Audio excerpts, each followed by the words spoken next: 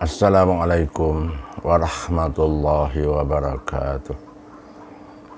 Alhamdulillahi wahdah, wassalatu wassalamu ala man la nabiyya ba'dah, wa ala alihi wa sahbihi wa man tabi'ahu wa nasarahu wa wala. Rabbana aftah bainana wa baina qaumina bil haqq wa anta khairul fatihin. Allahumma aftah lana futuhal arifin warzuqna fahman nabiyyin. Subhanaka la ilma lana illa ma 'allamtana innaka antal alimul hakim. Wala haula wala quwwata illa billahil aliyyil azim. Teman-teman Facebook dan alam maya yang dirahmati Allah, insyaallah pada pagi ini kita akan sambung tafsir suratul Fatihah bahagian yang ketujuh dan terakhir. Setelah kita membuat pengakuan di hadapan Allah, iyyaka na'budu wa iyyaka nasta'in, hanya Engkau ya Allah kami sembah dan hanya Engkau ya Allah kami mohon pertolongan. Allah Subhanahu wa taala mengajar kita permohonan ataupun permintaan. Ihdinas siratal mustaqim. Tunjukkanlah kami jalan yang lurus. Tunjukkanlah kami atau pimpinlah kami ke jalan yang lurus. Perintah memohon kepada Allah supaya ditunjuki, dipimpin ke jalan yang lurus ini diwajibkan kepada setiap Muslim apabila mereka membaca suratul Fatihah. Mereka diwajibkan memohon kepada Allah jalan yang lurus. Walaupun kita sebagai umat Nabi Muhammad sallallahu alaihi wasallam dibolehkan memohon apa sahaja kehendak kita, sama ada permohonan berhubung dengan perkara akhirat ataupun permohonan berhubung dengan perkara dunia, tidak menjadi kesalahan. Dalam suatu ayat suratul Nisa, Allah berfirman, was'alullahu min fadlih. Maksudnya mintalah kepada Allah daripada segala kelebihan. Tidak salah kita minta harta, minta pangkat, minta sihat dan apa saja permohonan perkara-perkara yang baik yang tidak diharamkan oleh Allah Subhanahu wa taala. Kita boleh mohon dan minta kepada Allah. Tetapi permintaan yang diajar sendiri oleh Allah, yang wajib kita minta setiap kali kita membaca Fatihah, iaitu kita minta supaya kita dipimpin oleh Allah, supaya kita diberi petunjuk oleh Allah. Sekurang-kurangnya kita membaca Fatihah 17 kali sehari semalam dalam 17 rakaat solat yang diwajibkan. Kalau kita tambah lagi dengan solat-solat sunat, maka permohonan kita supaya Allah tunjukkan atau pimpin kita ke jalan yang lurus lagi banyak. Ini menunjukkan bahawa permohonan yang paling utama, yang paling mustahak, diajak oleh Allah sendiri, iaitu mohon, minta Allah pimpin ke jalan yang lurus. Jalan yang lurus seperti mana Allah nyatakan dalam ayat seterusnya, siratal ladzina an'amta alaihim, iaitu jalan orang yang telah Engkau beri nikmat ke atas mereka. Maksud nikmat di sini kata para ulama bukan nikmat harta, bukan nikmat pangkat, tetapi nikmat iman dan nikmat Islam. Orang yang telah diberi nikmat oleh Allah, seperti mana yang disebut oleh Allah dalam ayat yang lain, dalam ayat ke-69 surah An-Nisa, Allah Subhanahu wa taala menjelaskan orang yang diberi nikmat itu ialah wa man yuti'illaha war rasul fa ulaika ma'al ladzina an'ama Allahu 'alaihim minan nabiyyin was-siddiqin wasyuhada'i was-shalihin wa hasuna ulaika rafiqa zalikal fadlu minallahi wa kafa billahi alima. Maksudnya, barang siapa taat kepada Allah dan taat kepada Rasul, mereka itulah orang yang telah diberi nikmat oleh Allah ke atas mereka, daripada para nabi, para siddiqin, yakni para sahabat radhiyallahu anhum, wasyuhada, dan orang-orang yang telah mati syahid, wassalihin, dan orang-orang yang soleh, wa hasuna ulaika rafiqa, mereka itulah sebaik-baik teman. Zalikal fadlu minallah, demikian itu adalah kurnia daripada Allah. Wa kafa billahi alima, dan cukuplah dengan Allah yang maha mengetahui.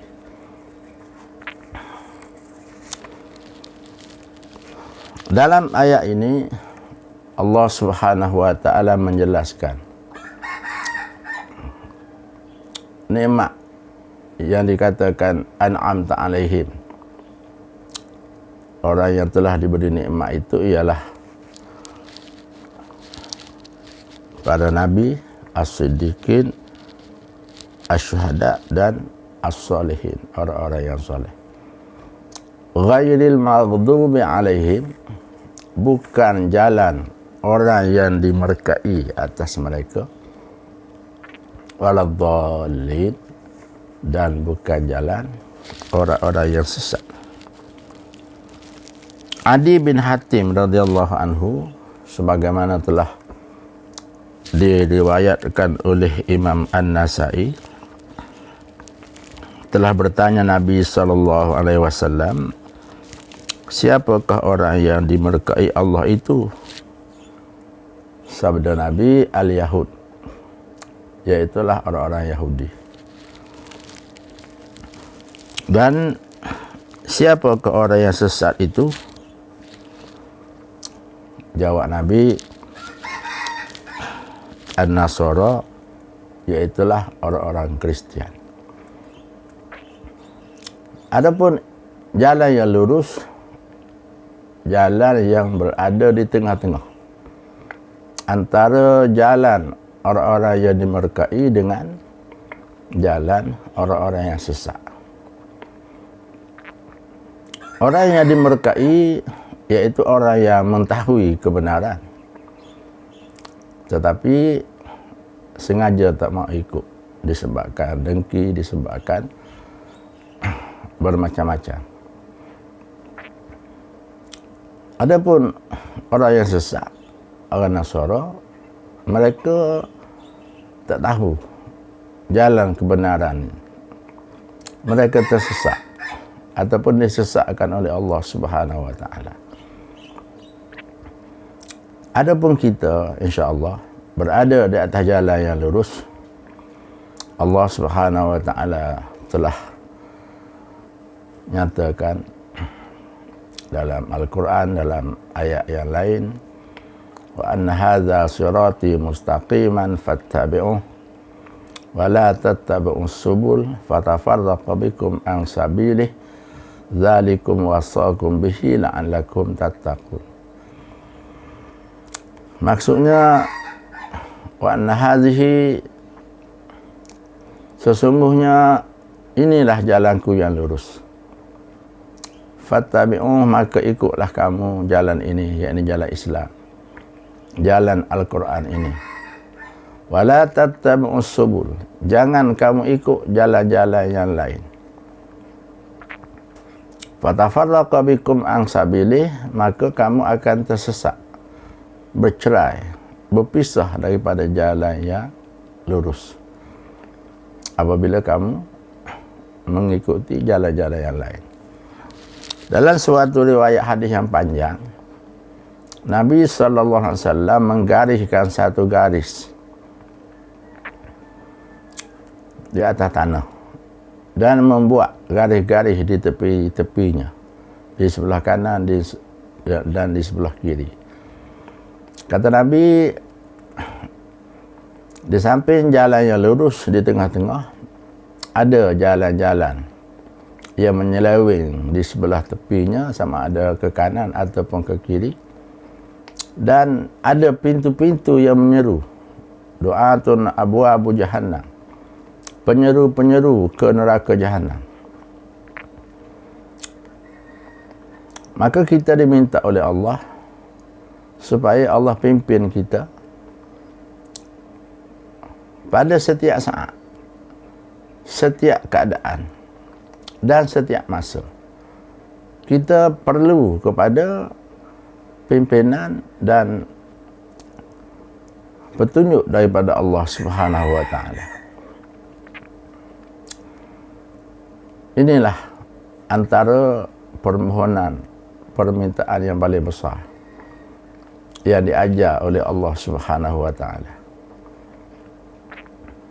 Jalan yang lurus amat jelas dan terang. Bagaimana suatu hadis riwayat Bukhari Muslim, Nabi sallallahu alaihi wasallam menyebut tentang 73 umatku akan berpecah kepada 73 golongan. Hanya satu yang masuk syurga, 72 golongan lagi semuanya kulluhum finnar, kesemuanya masuk neraka. Para sahabat radhiyallahu anhu bertanya, siapakah satu golongan itu? Nabi jawab, ma ana wa ashabi, orang yang mengikutku dan para sahabatku.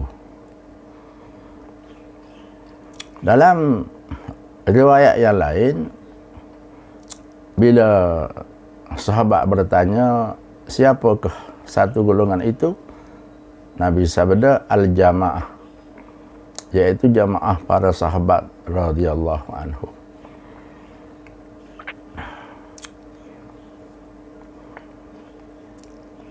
Kita dituntut mengikuti Nabi dan para sahabat,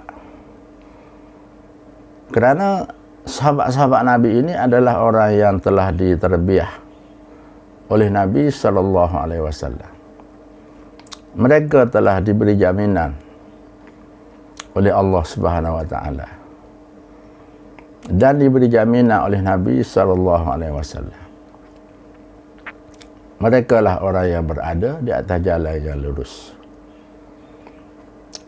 Sebab tu antara ayat yang selalu dibaca oleh ustaz-ustaz, kuntum khairu ummatin ukhrijat linnas ta'muruna bil ma'ruf wa tanhauna 'anil munkar wa tu'minuna billah.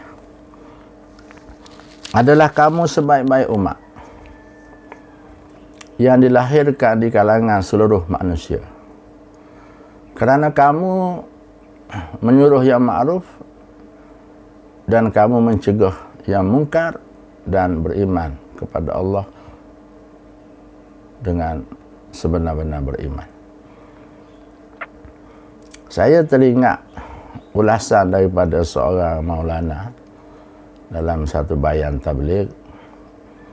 Beliau mengatakan, Allah Subhanahu wa taala tidak menyatakan antum khairu ummatin, walaha Allah boleh menyatakan antum khairu ummatin ukhrijat linnas.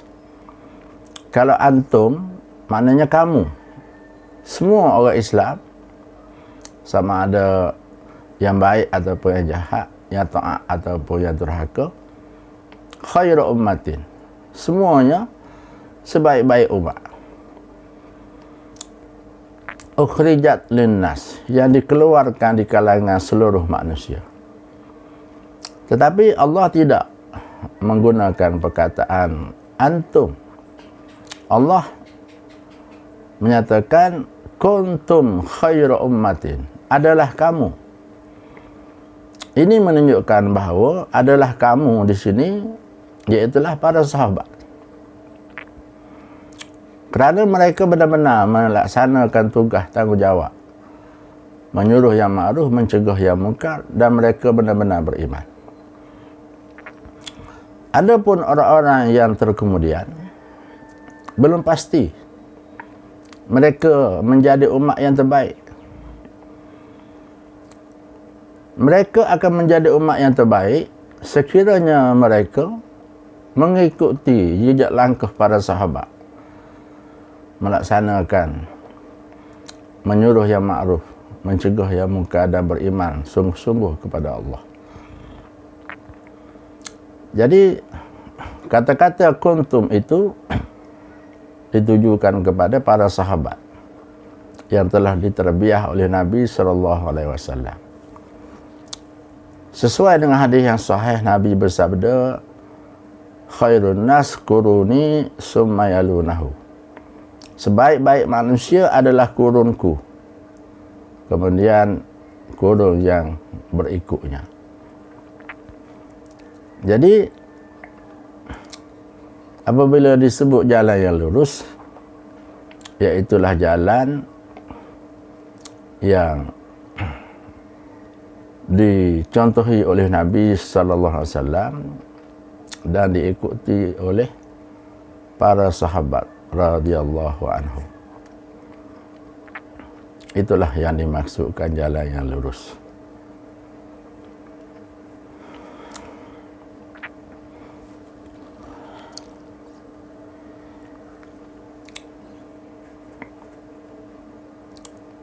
Ghairil maghdubi alaihim waladdallin, bukan jalan orang yang dimurkai dan orang-orang yang sesat.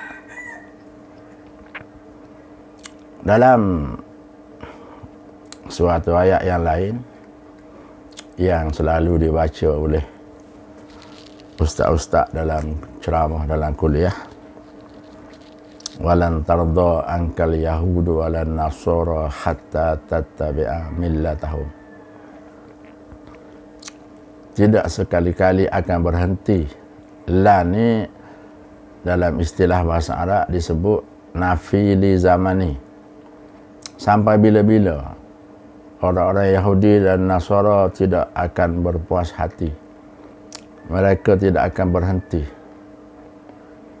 sehinggalah umat Islam mengikut millah ataupun cara hidup mereka.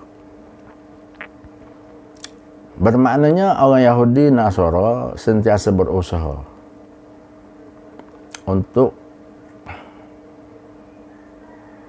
supaya umat Islam mengikut millah ataupun cara hidup mereka.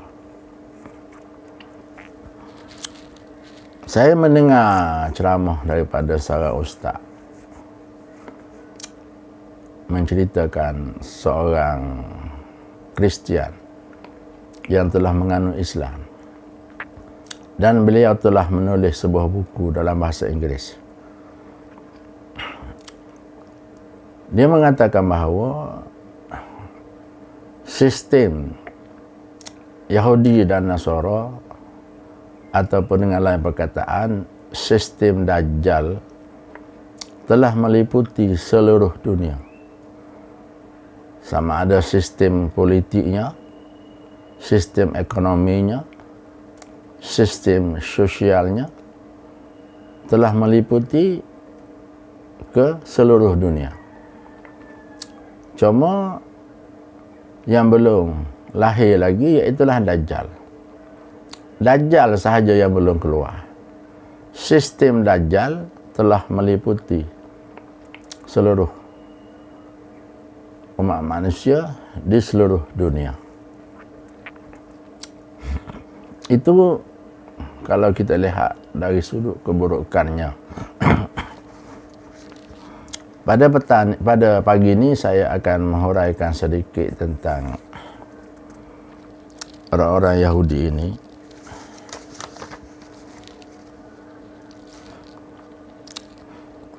Kalau kita lihat dari sudut akidah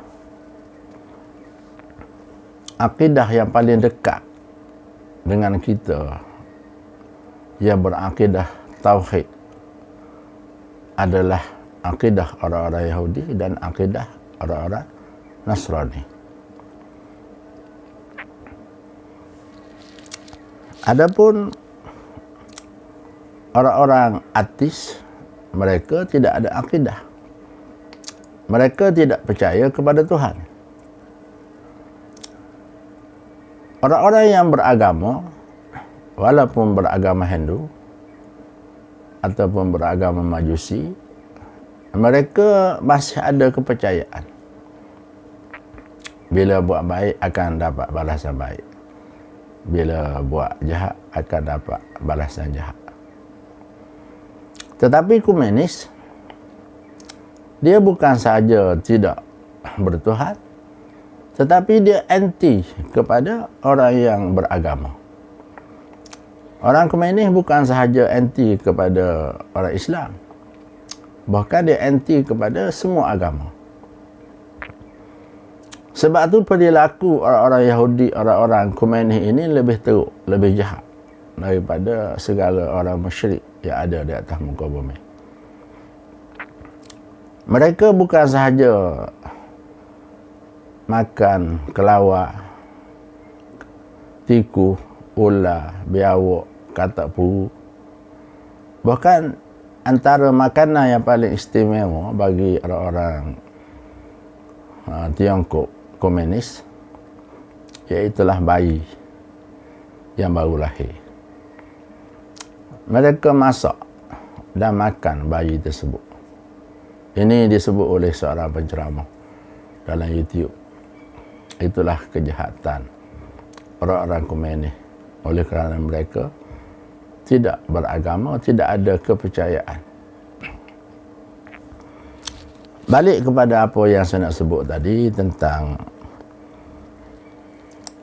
Yahudi dan Nasara ini, memanglah orang yang paling kuat permusuhannya dengan umat Islam. Tetapi dari sudut akidah, mereka yang paling hampir. Kerana Yahudi Nasara ini mereka beriman, percaya kepada Rasul-Rasul. Dalam Al-Quran Allah menyebut dalam suatu ayat, faddalna 'alal alamin. Kami, yakni Allah, telah melebihkan kamu daripada sekalian alam. Dahulu kaum Bani Israel adalah umat yang terbaik. Tetapi setelah datang Islam, mereka menolak Islam, mereka menjadi umat yang terlaknat. Apa yang saya nak sebut di sini yang jarang disebut oleh para ustaz tentang Yahudi Nasara ini, walaupun mereka menjadi musuh yang paling kuat kepada umat Islam, tapi mereka dari segi agama boleh mengahwini lelaki Muslim. Maksudnya, orang laki-laki Muslim boleh menikahi wanita Yahudi atau wanita Kristian. Bahkan umat Islam boleh makan penyembelihan daripada orang Yahudi dan Nasrani. Di kalangan sahabat Nabi ada seorang sahabat yang bernama Khuzaifah radhiyallahu anhu. Dia mengawini seorang Yahudi. Nabi bertanya, sudah tidak ada lagi kah Muslimah sehingga kamu kahwin dengan seorang wanita Yahudi? Maksudnya, Nabi tidak suruh Huzaifah menceraikan istrinya kerana dalam peraturan agama Islam seorang laki-laki boleh mengahwini wanita Yahudi ataupun Nasara. Begitu juga dari segi penyembelihan. Sembelihan daripada orang Yahudi dan Nasara boleh dimakan oleh umat Islam.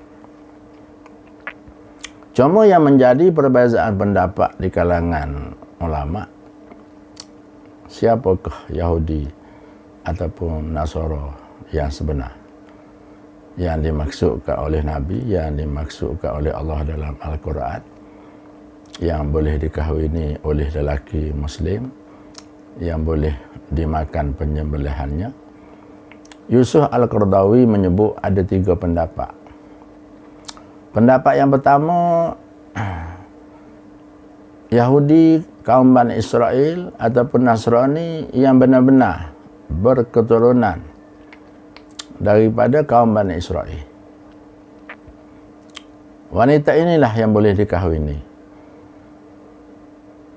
dan boleh dimakan sembelihannya. Pendapat yang kedua,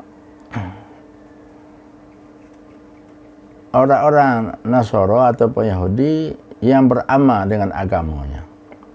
Contohnya kalau dia Kristian, dia sentiasa datang ke gereja setiap hari Ahad. Ini pendapat pertengahan. Dan pendapat yang ketiga, setiap orang yang mengakui dia seorang Yahudi ataupun seorang Nasrani, dan kita tahu dan kita yakin dia ini memang seorang Yahudi walaupun dia tak pernah pergi ke rumah ibadahnya, ataupun seorang Nasara yang tidak pernah pergi ke rumah ibadahnya, tapi dia mengaku dia sebagai seorang Nasara, maka dia juga boleh dikahwini dan boleh dimakan sembelihan mereka. Jadi ada 3 pendapat tentang orang Yahudi Nasara ini mengikut Yusuf Al-Qaradawi. Itulah. Dan akhir sekali, setelah kita minta kepada Allah supaya Allah menunjuki, pimpin kita ke jalan yang lurus, jalan yang telah dicontohi oleh Nabi dan para sahabat. Dalam satu riwayat, Nabi bersabda, "Alaikum bil jamaah. Alaikum bisunnati wa sunnatil khulafa ar-rasyidin." Sentiasalah kamu mengikut sunnahku dan sunnah khulafa ar-rasyidin, yakni para sahabat yang 4, Abu Bakar, Umar, Utsman dan Ali. Wa addu lahum bin nawajis, dan hendaklah kamu gigit dengan gerham yang bangsu, yakni berpegang teguh, berpegang kuat dengan ajaran Nabi dan para sahabat radhiyallahu anhum. Sebab itu mengikut hadis yang sahih, ikhtilafi ashabi rahmah, ikhtilaf, berselisih pendapat sahabatku itu adalah menjadi rahmah kepada umat Islam. Adapun perselisihan di kalangan umat Nabi tidak menjadi rahmat. Tak semestinya perselisihan itu membawa rahmat. Hanya orang-orang tertentu sahaja yang dipilih oleh Allah yang bersifat terbuka dan boleh menerima pendapat-pendapat orang lain, maka itulah yang menjadi rahmat. Contohnya imam-imam mazhab. Walaupun mereka berbeza pendapat dalam perkara-perkara furu', tetapi mereka tetap menghormati antara satu sama lain. Sebab itulah perselisihan di kalangan imam-imam mazhab menjadi rahmat kepada kita, supaya kita ada pilihan dalam kita melakukan ibadat. Perkara yang berselisih ini taklah begitu banyak. Hanya berlaku dalam perkara-perkara pokok. Dalam perkara-perkara asas tidak berlaku khilaf. Contohnya tentang rukun iman, tentang rukun Islam, bilangan rakaat sembahyang, dan banyak lagi. Perkara-perkara yang tidak khilaf di kalangan para ulama dan imam-imam mujtahid. Perkara khilaf itu adalah perkara kecil-kecil. Oleh sebab itu kita diajar supaya berlapang dada dan sentiasa mencari kebersamaan. Bukannya kita sengaja mencari pertentangan di antara kita umat Islam. Mengikut seorang ustaz ataupun kiai dari Indonesia, Ustaz Zulkarnain Muhammad Sanusi, beliau mengatakan di antara asas-asas ataupun perkara penting dalam Islam ialah kebersamaan. Kita sentiasa mencari kebersamaan di antara kita sesama Islam. Walaupun mungkin ada perkara-perkara yang berbeza, tetapi kita berusaha supaya sentiasa kita bersama-sama. Kata Ustaz Abdul Samad, kita buat satu garis dan kita tulis di sebelah kanan perkara-perkara yang bersamaan. Dan kita tulis di sebelah kiri perkara-perkara yang khilaf, yang berbeda. Maka kita akan dapati perkara yang bersamaan itu lebih banyak daripada perkara-perkara yang berbeza. Nabi SAW pernah melarang para sahabat memakai pakaian yang luar biasa, yang menyebabkan semua orang tengok, oleh kerana pakaiannya agak pelik. Ini di antara hujah yang menunjukkan bahawa kita diutamakan kebersamaan. Bukannya kita sentiasa mencari perselisihan dan pertentangan pendapat.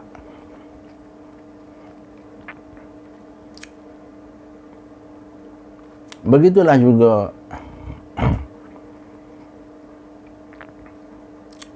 Nabi SAW mengarahkan supaya kita sentiasa berlapang dada dalam perkara yang tidak sependapat. Kita berlapang dada dalam perkara yang sepakat, kita sama-sama berpakat. Jadi kebersamaan ini salah satu daripada perkara yang dituntut oleh agama. Nabi SAW kata para sahabat, ada kalanya naik di atas mimbar untuk berkhutbah, dan ada kalanya Nabi rokok di atas mimbar. Bila nak sujud, turun ke bawah, sujud di bawah. Dan Nabi pernah duduk bersama-sama dengan para sahabat. Sehingga datang seorang badui bertanya, siapakah yang bernama Muhammad yang mengaku menjadi Rasul? Ini menunjukkan bahawa Rasulullah SAW dengan para sahabat, dari segi pakaiannya, dari segi cara duduknya, sama sahaja. Tidak ada perbezaan. Sehingga badui tak dapat mengenali mana satu yang dikatakan Muhammad. Setelah Nabi mengaku, sayalah Rasulullah, barulah Yahudi tadi tahu. Ini di antara hujah-hujah yang menunjukkan bahawa kita umat Islam sentiasa mencari persamaan. Itu di antara asas-asas yang penting. Dalam suatu hadis Nabi bersabda, tarkul mira wa anta muhiqqun, tinggalkanlah pertengkaran walaupun engkau berada di pihak yang benar. Sekiranya kita meneruskan hujah-hujah kita menyebabkan berlaku perdebatan, perkelahian, lebih-lebih lagi menyebabkan keretakan antara hubungan kita sesama Islam, maka kita diarah supaya meninggalkan pertengkaran-pertengkaran, perdebatan-perdebatan yang menyakitkan hati, yang menjauhkan hati kita dengan saudara-saudara seagama dengan kita. Dalam satu riwayat yang lain, Nabi bersabda, orang yang meninggalkan pertengkaran walaupun dia tahu dia berada di pihak yang benar, Allah akan bina satu mahligai di syurga. Itulah nak menunjukkan bahawa kita dituntut supaya sentiasa mencari kebersamaan, bukan orang yang sentiasa membuat masalah. Kita berusaha untuk menyelesaikan masalah. Kalau kita tidak mampu untuk menyelesaikan masalah, janganlah pula kita buat masalah yang menyusahkan orang lain. Itu di antara ajaran Islam yang mengajar kita. Dalam suatu hadis Nabi sabda, khairun nas anfa'hum linnas. Sebaik-baik manusia, manusia yang boleh memberi manfaat kepada manusia yang lain. Sama ada manfaat dari sudut ilmunya, manfaat dari sudut hartanya, ataupun manfaat dari segi tenaga dan usahanya. Hidup kita biarlah menjadi manfaat.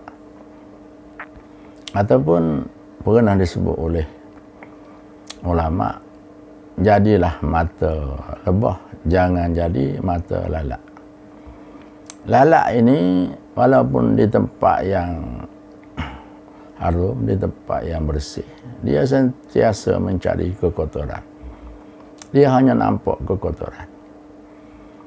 Tapi lebah, walaupun di tempat yang kotor, dia akan mencari bunga-bunga yang segar untuk diseduk madunya. Jadi orang yang bermata lalat sentiasa suka mencari keburukan. Orang yang bermata lebah sentiasa suka mencari kebaikan. Adapun manusia, terutama alim ulama ataupun orang beriman, saya teringat kata-kata daripada Ustaz dari Sulaiman daripada Indonesia. Kata dia, segemuk-gemuk ikan ada juga tulangnya. Sekurus-kurus ikan ada juga isinya. Demikianlah alim ulama, ustaz-ustaz. Begitu jugalah orang-orang beriman. Walaupun kita lihat ada kelemahan, ada kesilapan, tetapi kebaikannya terlalu banyak. Maka kita lihatlah kebaikannya. Kalau kita hanya nak mencari tulang, tentulah kita akan dapati. Tapi kita nak mencari daging. Kalau ikan yang gemuk, banyak daging yang kita dapati. Ikan yang kuruh pun masih kita dapati dagingnya. Jadi kita sentiasa berusaha mencari kebaikan. Kata Sayyidina Ali, manusia ini ada seperti ubat yang diperlukan oleh manusia setiap apabila sakit. Manusia seperti ubat ini kita perlu kepadanya masa sakit. Ada manusia seperti makanan yang kita perlu kepadanya setiap masa. Dan yang ketiga, ada manusia seperti penyakit. manusia berusaha menghindarinya. Itulah tazkirah saya yang agak panjang sedikit pada pagi ini. Mudah-mudahan kita mengulang-ulangi suratul Fatihah ini dari segi huraian dan tafsirannya, supaya bertambah khusyuk kita bila membaca Fatihah dalam solat. Kita hendaklah sentiasa menambah ilmu, mendengar kuliah-kuliah, huraian-huraian daripada ustaz-ustaz tentang suratul Fatihah ini. Kerana suratul Fatihah ini kita baca setiap rakaat sembahyang. Demikian juga dari segi bacaannya. Sekurang-kurangnya kita hendaklah baca di hadapan 3 orang guru tajwid. Kalau 3 orang guru tajwid mengakui bacaan kita itu betul, maka bolehlah dianggap betul. Kita jangan hanya rasa cukup dengan pelajaran kita semasa kanak-kanak dahulu. Kemudian kita tidak lagi belajar untuk membaca dengan betul tentang makhrajnya, tentang hukum-hukum limanya. Begitulah juga dari segi makna dan tafsiran surah Al-Fatihah. Kita sentiasa menambah kefahaman kita dalam setiap masa. Rasa saya sekadar itulah untuk pagi ini, bahagian yang ke-7, huraian daripada suratul Fatihah.